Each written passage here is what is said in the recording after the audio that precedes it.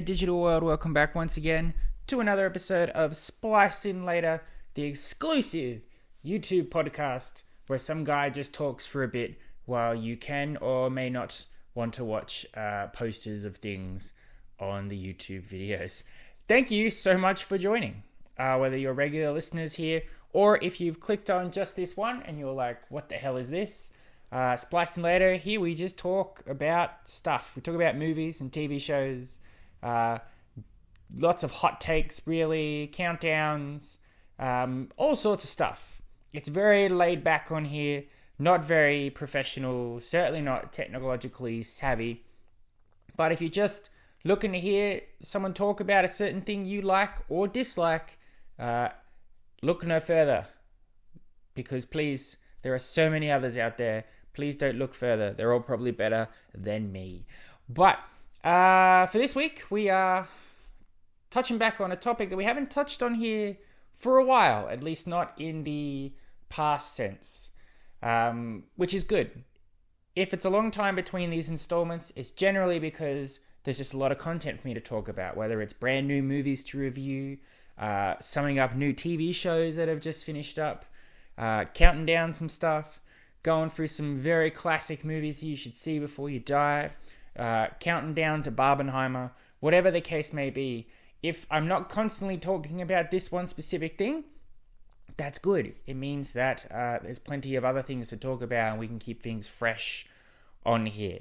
Especially in this day and age where fatigue is certainly sitting in. But I do want to try and complete this past journey if I can, because now that Spliced In Later is exclusively on YouTube, if you're wondering what I'm talking about there, I do have a Spotify presence, but I have recently stopped releasing episodes via that method for the time being, just in terms of what I want to proceed with money-wise. Essentially, I don't want to keep pouring money into a bottomless hole for 3 listens. But that's great for YouTube, because on YouTube, I can make playlists and sort of streamline avenues of what we talk about on here. So you may not want to hear about half the shit I talk about, but there may be one thing which you're like, oh, every now and then he does say something that I want to listen to. That way I can streamline playlists, group things together, so it's an easier listening experience or viewing experience, depending what you want to do in that manner. And for this one, I'm building a playlist that covers everything we've talked about chronologically. So I jump back and forth between what's currently being released and what was released in the past. And if you're a madman who wants to sit through all that, but you do want to start from the very beginning chronologically wise and work through until the end there, I have a playlist for that. And it looks pretty. It's probably one of the most extensive playlists here on the YouTube. So we may as well keep adding to that and try and complete it in a way before this franchise implodes on itself, which seems more and more likely every day. We are once again diving into the Marvel Cinematic Universe. So apologies for people who have heard me say this before, but you gotta say this in case the new peoples don't know what the hell you want to talk about this or why. For Spliced In Later here, we still are big Marvel Cinematic Universe aficionados. Our patience is getting stretched. We're struggling a little bit in the current era, but at least for that Infinity Saga era from 2008 to 2019, and even sort of now, depending on what we're watching and if it's competent, it is one of my favorite franchises of all time. As I've said before, not necessarily because it's full of big blockbuster movies that are exciting or whatever, but at least before, the Marvel Cinematic Universe was a testament to how you could build a series of movies about separate characters that could all exist comfortably in the same cinematic world. They could cross over, they could have their joint Avengers movies, they could build to something big, what have you. But for the most part, they all were able to exist comfortably with one another and be appreciated on 2 fronts. Either you're a big MCU nut and you want to watch every single installment and know every Easter egg and know who's who and all of that, or you just like 1 or 2 particular characters, you can go and watch their adventures, understand what's going on, have a good time, not feel confused or feel like you're missing out or you need to do any homework. Back in the day, that was perfect for the MCU. And it all culminated in Avengers Endgame, the pinnacle point of 10 to 11 years of storytelling where everybody punched Thanos for 3 hours. Fantastic stuff. I still love it. Regardless of what the MCU has become now, although sometimes it tests my patience, I like to look at that as just something that I cherished. It was a big part of my life, obviously. 10 years, 11 years, just going to the movies constantly, seeing this world shape. And obviously seeing so many other franchises try and replicate what the MCU did and failing spectacularly. So when we talk about the MCU, we either do two things. We talk about what's currently being released. When I started doing these retrospectives, it was right after the pandemic. So WandaVision started in 2021, which is the Disney Plus show. So as we've been going forward, we review either the Disney Plus show as it completes, WandaVision, Falcon and the Winter Soldier, Hawkeye, Loki, whatever. And we also review the new movies that come out. Doctor Strange in the Multiverse of Madness, Black Panther Wakanda Forever, Guardians of the Galaxy Volume 3 that just came out. When the Marvels comes out later this year, I will be reviewing that and adding it to the playlist. They're all hot takes, so they're not really retrospective. They're just how I feel about things at the time. My opinion obviously will change. Maybe I'll appreciate things more. Maybe I will less. But they will forever be etched in time. On the other hand, we went back to the very beginning with 2008's Iron Man, and we have just gone through each installment of an MCU property as it has been released. And we've talked about the movie, about whether I liked it or not, any feelings I think that it's had as an impact on the wider world, or just how people perceived it, reacted to it, looking back on it. Has it aged well? Has it not aged well? All of that stuff. And we're including everything. I include all the TV shows that came out on ABC and Netflix and Freeform and Hulu and all of those, regardless of if the powers that be over at Disney or whatever say, oh, it's not canon anymore. They were designed to be, so I'm treating them as such. And everything's such a mess now anyway, it doesn't really matter. For those shows, we're only talking about them one as a whole. I'm not going season by season. That's why you won't get a Loki season 2 review, because then it just gets silly. It's like it's more of the same, essentially.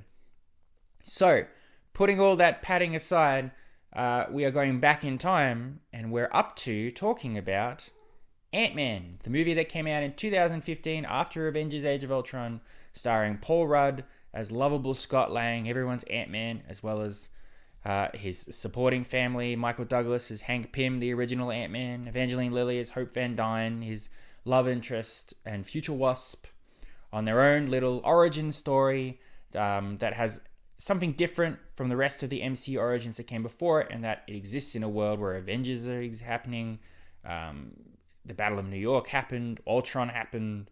So it was their first real test of introducing a brand new character into this established world, rather than having him be part of the building blocks that forms it. Guardians of the Galaxy, you can argue, was so detached up in the cosmos that it didn't really count because it did its own thing. It really didn't matter what the fuck was going on Earth because they were just doing all that. But Scott, unlike Tony and Bruce and everybody else, he is in a world where Iron Man flies around in the sky. So how do you introduce him? How do you make him as important, as relevant? How do you fit him in to this world? Is it successful? Was it not? My history of Ant-Man has been funny. When I first watched it, I thought it was fine. I didn't think it was incredible. I was a little biased because of some stuff we'll go into about who eventually ended up directing the film and how that came to be.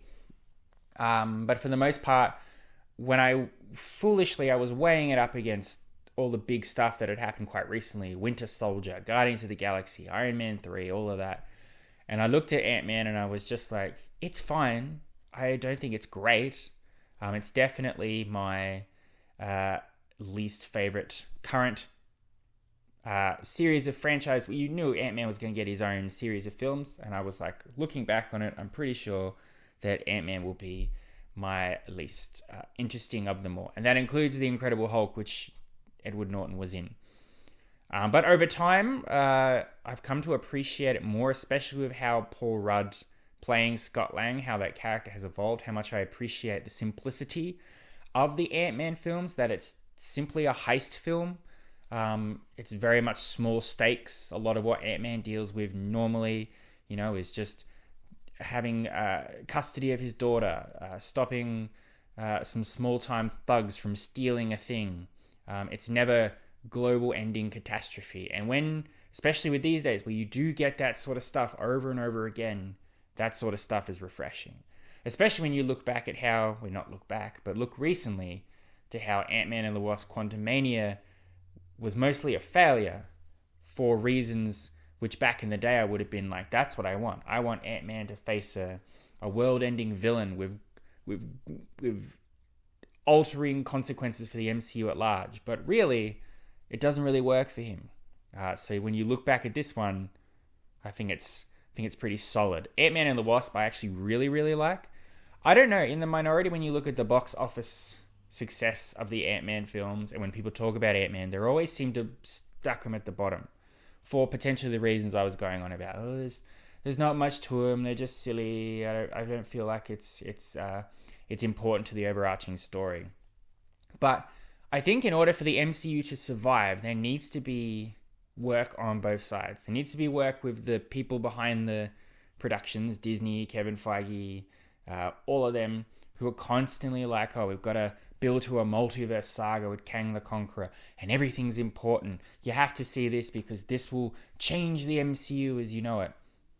I think they need to pull back on that and just go back to what I think made the beginning so great, which was building a world where these characters exist, but not necessarily having to be such important building blocks that connect with each other in such a way that everything matters and everything counts. And I think we as the consumer also need to know that our fatigue with the MCU is because of that. It has changed where everything is supposed to be important, but nothing feels special or unique. Back in the day, you know, Captain America could be a political thriller, Ant-Man could be a heist film, Iron Man 3 could be a buddy cop film. You know, it was changing things up. You go to a certain film and you get a different experience. Now, everything always seems to sort of be same characters, same thing, doing the same stuff, which has lost a bit of its uniqueness. That's why the DC extended universe failed, because there was not a sense of identity with every character, amongst other things. I've gone in depth about that, and we're not talking about the DC, so we'll move along for that.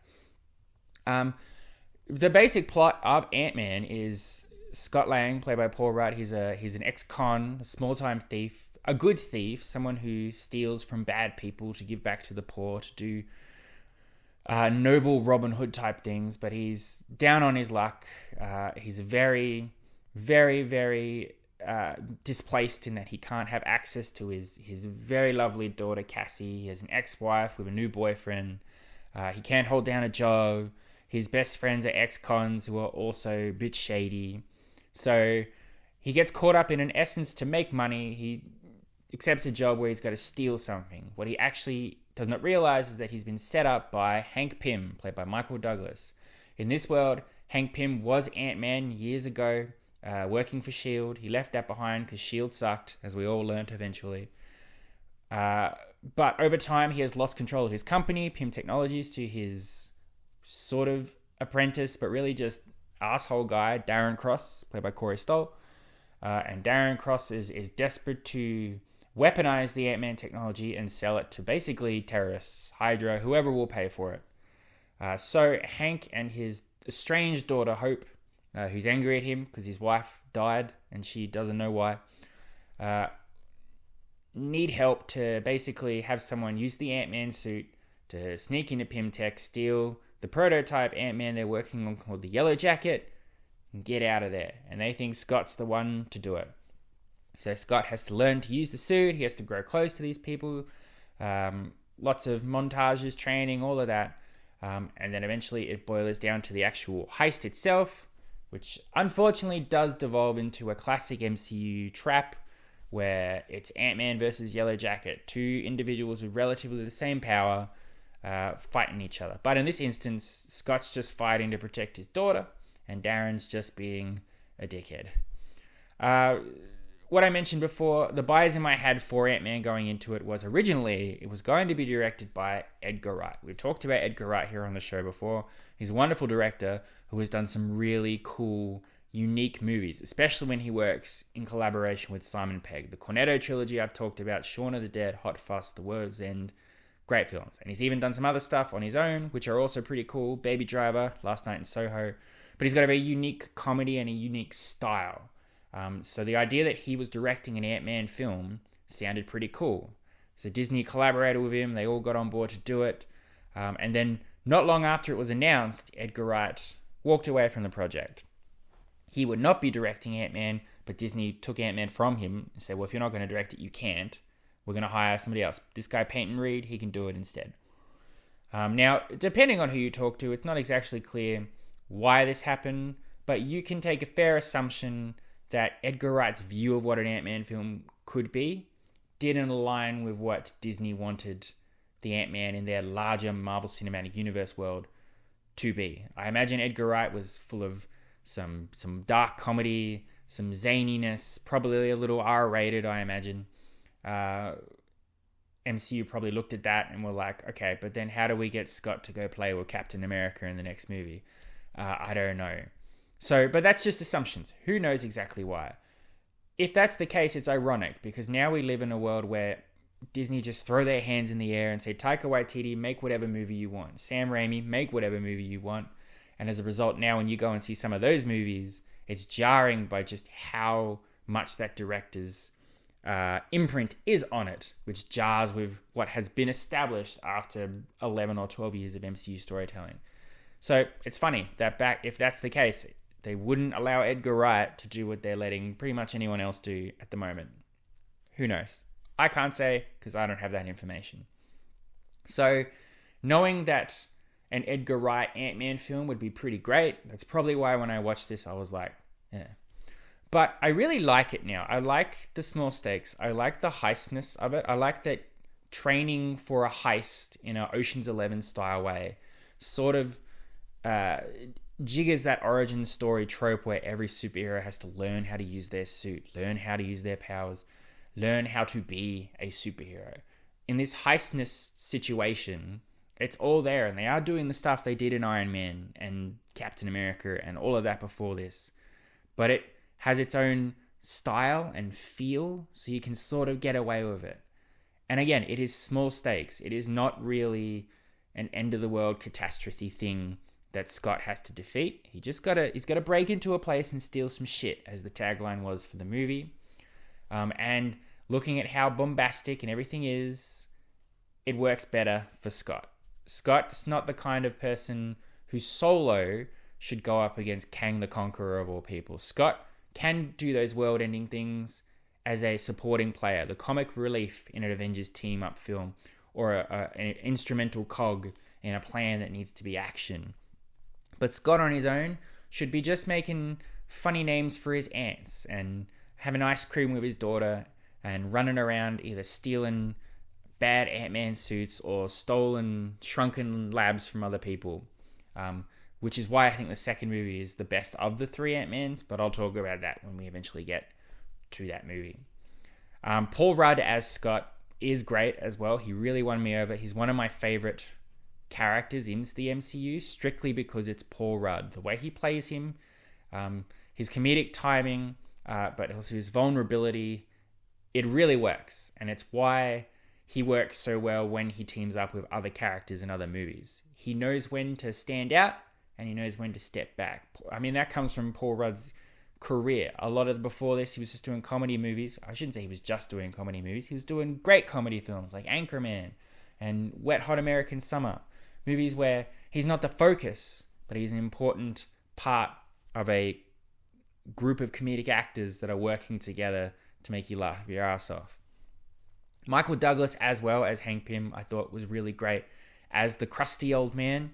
The bitter mentor, he really great with Scott as well. I was surprised. I'd never heard of Scott Lang when I went into it. Obviously, the crux of Ant-Man is it was surprising that they eventually went with him after so long, because in the comics, Ant-Man and Wasp are the original part of the original Avengers team. A lot of their iconic stories and roles in those group stuff had already happened. The fighting Loki in the original Avengers. Ultron, of course, originally being a Hank Pym creation, not a Tony Stark creation. So to then get into Ant-Man so late was surprising. But he paved the way. The way they were able to organically put him in this world and have it feel natural to a point where you could watch Ant-Man and have not seen any of the other MCU movies and still understand what's going on and how to enjoy it is why future films like Doctor Strange, Spider-Man Homecoming, Black Panther, they were all able to be inserted into this world rather seamlessly. I mean, you have your obligatory Scott has to break into the Avengers campus to get something and has a fight with Falcon, but it's not jarring. It works in the progression of the story and for Hank Pym's background as a character. Overall, Ant-Man is a fun, good film that I have come around to. I struggle with it on marathons. I will say that though. When I'm trying to watch all the MCU movies back to back, around the Ant-Man mark is where I start to falter a bit. Mainly because Age of Ultron is a very forgettable Avengers film. And then you sort of go into this and you're just like, okay, it's a lot. But then Scott immediately appears in Civil War, one of my favorite MCU films, and he's great in it. And then you just go, thank you, Ant-Man, for introducing this wonderful character to us. I'd give it a 7 out of 10. It's solid. And looking on how so many other MCU films since then are collapsing under the weight of what they're trying to do, the quaintness of this film, and how it established new characters and sort of a building block for what was to come, I think it needs to be counted. And I think in this time as well, we need to appreciate the small stuff, the low stakes. A simple heist film is sometimes what we need and what we want. We don't need a world-ending, shattering event. Thank you very much for listening. I hope you've enjoyed. Another step back in time for the MCU. We're getting closer to closing that gap between Iron Man and WandaVision, but we're not. I was going over my head how many more I had to do. We'll be doing this for a bit longer still, but I'm enjoying it, and I hope you are too. I don't know. I'll try and make these more frequent, but again, if there's more movies to review, more content to watch, I'll get to it when I get to it. But I can promise at least in a few weeks, the Marvels will be reviewed for you. I'm optimistic about it. I like the trailers. I like the characters. I wasn't the hugest Captain Marvel 1 fan though. And I'm worried about how this one, Captain Marvel 2, obviously, a lot of it's built on whether you've seen WandaVision or Miss Marvel, and my disgust for Secret Invasion. I don't know. We'll see. Be sure to listen in for that, because I imagine it'll either be very positive or very negative, or completely forgettable. It's always some sort of extreme. It's never just good or bad. It's something. But I'll be back next week for another review. I'm going to go see Killers of the Flower Moon, the new Martin Scorsese 4-hour epic. But because I'm an old man and value my sleep, I won't be watching it on the same night as everybody else because, God, not a chance. I can't do a whole day of work and then sit through that. I wish I could. I probably could, but I can't. So I'm going to comfortably watch it on a weekend and on an afternoon where I can comfortably sit and not worry about the next day of work or falling asleep or anything like that. I won't rush out review then out. I will let it dwell, let it sit on it, and you'll get it the regular Spliced In Later time next week. And I hope you all tune in for that. I hope you all are enjoying these episodes. I'm enjoying talking. It sounded very self-absorbed, but I do. I like talking about this stuff, and I hope that some people, at the very least, get a kick out of the specific thing that I'm talking about at that time. I don't think people are enjoying Spliced In Later as a whole, but every now and then, maybe I hit some hearts, and that's all I really want. So until next week, I love and appreciate you as always. Thank you for listening. It does mean the world to me. You've been Spliced In Later. Adios, muchachos. I'll catch you next time.